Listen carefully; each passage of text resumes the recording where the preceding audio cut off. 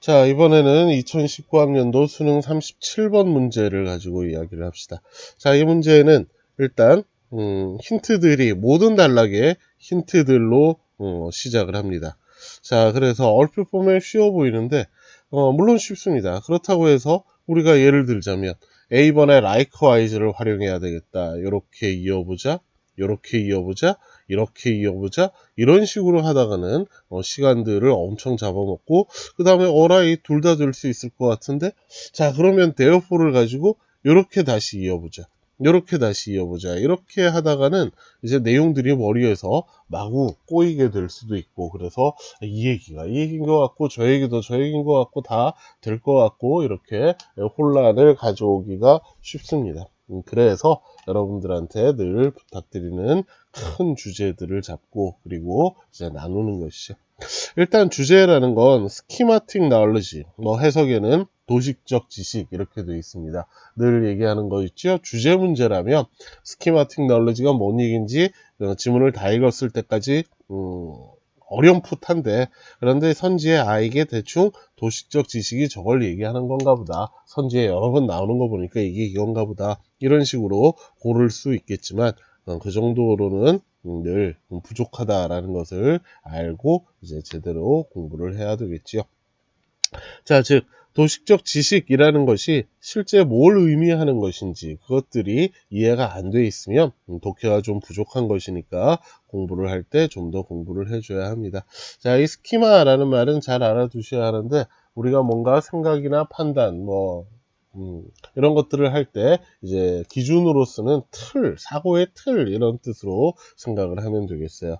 자, 그래서 어떤 사고의 바탕이 되는 기본 틀이 되는 지식들이라는 것이어서, 그래서 우리는 뭔가 오는 것들을 그냥 있는 그대로 받아들이는 것이 아니라 우리가 이미 가지고 와 있는 틀 안에서 이 녀석은 여기에 해당하는 것이구나, 이 녀석은 여기에 해당하는 것이구나, 이런 식으로 판단을 한다라는 것이 이제 스키마틱 나울리지라는 말의 의미들입니다.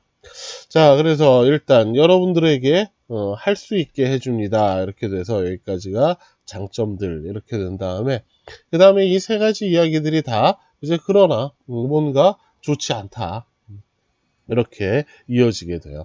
자, 그러면 이 문제, 뭐가 문제가 있다 이렇게 될 테고, 그러면 이제 일단 이 녀석들을 이 정도까지만 찾아도 이 녀석이 일단 이렇게 주어진 문장에서의 좋은 점들 이야기를 한 다음에, 그 다음에 뭔가 이제 좋지 못한 것들이 있다라는 이야기로 넘어가는 부분들이구나 이렇게 될 테고, 자, 그 다음에 여기서 중요한 것들은 요 연결들입니다. 이런 연결들을 평소에 특히 공부를 하실 때는 내용으로 연결들을 하려고 노력들을 해보도록 합시다.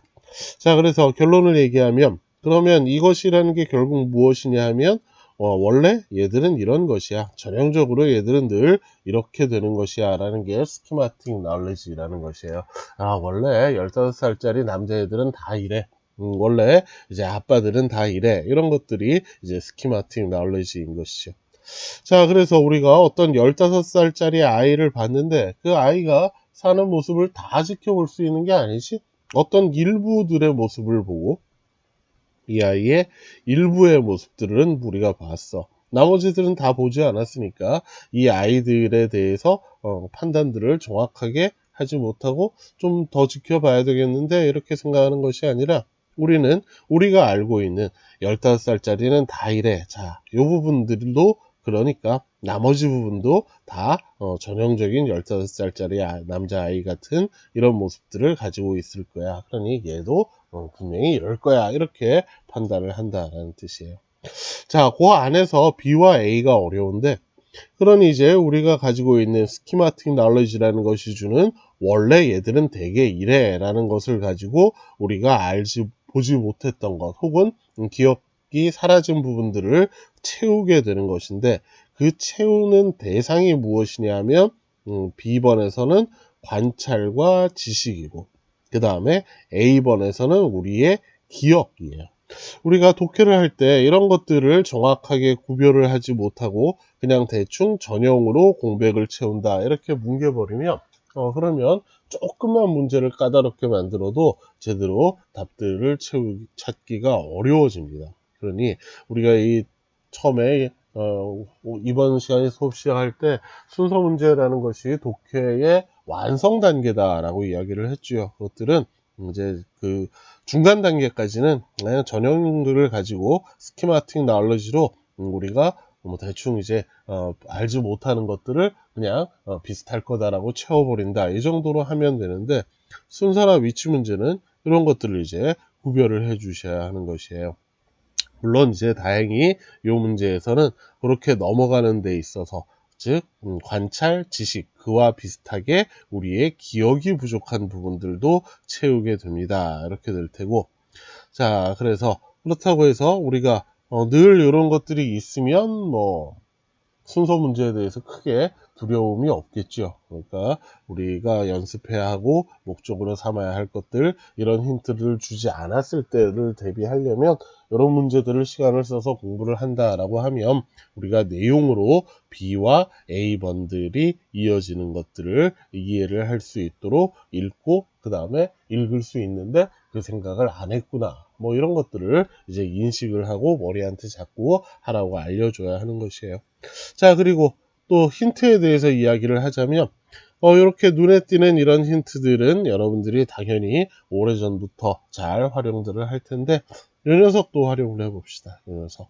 우리 중간에 있는 녀석도 꽤 중요한 역할들을 할 때가 많다라고 했죠.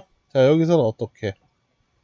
제일 까다로운 것이 요 연결과 그 다음에 B와 A를 구별하는 것들인데, 다행히 A의 뒷부분에 무엇이 있어요? 선생님 이렇게 표현을 해봤죠. 그렇죠? 그래서 이것들로 공백을 채운다. 따라서 이 이야기들의 결론, 결과로서 실제로는 굉장히 독특함도 가지고 이런 그 사람만의 개성들을 가질 수 있는데, 그냥 우리는 빈대를 전형적인 지식으로 채워버렸으니까 얘도 그냥 다를 바 없는 그냥 15살짜리 남자아이구나 라고 그냥 전형적인 아이들로, 즉 일반적으로 흔히 나타나는 그런 아이들로 판단을 해버리게 된다라는 마지막 결론들이 있죠. 자, 그러면 요것들을 보면 우리가 만약 B와 A의 순서가 헷갈린다라고 하더라도, 즉 예를 들어서 이 likewise가 없어서 이 얘기나 비슷한 것 같은데 어쩌란 말이냐라고 했을 때, 여기 있는 이 as a result 뒤에 오는 이야기는 분명히 얘의 결론이기도 하고, 뭐 얘의 결론인 건 당연할 테니까, 그래서 요 녀석의 결과니까 B보단 A가 반드시 뒤에 와야만 하겠구나, 이런 데도 또 활용을 할 수 있는 것이에요. 자, 그래서 선생님이 여기에 보면 이렇게 이제 ABC 단락의 첫 번째 있는 이런 힌트들만이 아니라 이런 것까지 다 표시들을 해 놓았죠. 중간에 있는 것들까지. 여러분들도 다시 한번 그 과제의 뒷부분에 과제들이 힌트들을 다 찾아서 그 힌트들이 제대로 돼 있나 활용을 하자라고 했죠. 요걸 가지고 내가 다 찾아서 다 활용을 했는지 그것도 생각을 해봅시다. 문제를 풀게 해주는 힌트들을 있는 걸 안 쓰고 버리는 건 굉장히 억울한 일들이죠. 자, 그래서 선생님이 이게 중요하고 그 다음에 이것이 합쳐져야 한다, 이렇게 해서 이 부분들을 이제 강조하기는 하지만, 그렇다고 해서 이게 의미가 없다, 이걸 쓰지 말아라 라는 게 아니에요. 순서가 바뀌어서, 그래서 이 부분을 활용을 못해서 아무것도 아닌 문제들을 자꾸 틀려오니까 그게 속상해서 자꾸 이쪽을 강조하는 것입니다. 자, 그러니 우리는 가능한 한 활용할 것들을 다 활용해서 문제들을 푸는 게 당연히 좋겠죠. 그러면 답도 정확하고 시간도 덜 걸릴 것입니다. 자, 여러분들 선생님이 이렇게 여러분들 과제의 답이라고 과제 자료 제일 뒤에 붙여놓은 그것들 일일이 이렇게 정확하게 비교해 가면서 시간을 써서 공부들을 해주도록 합시다.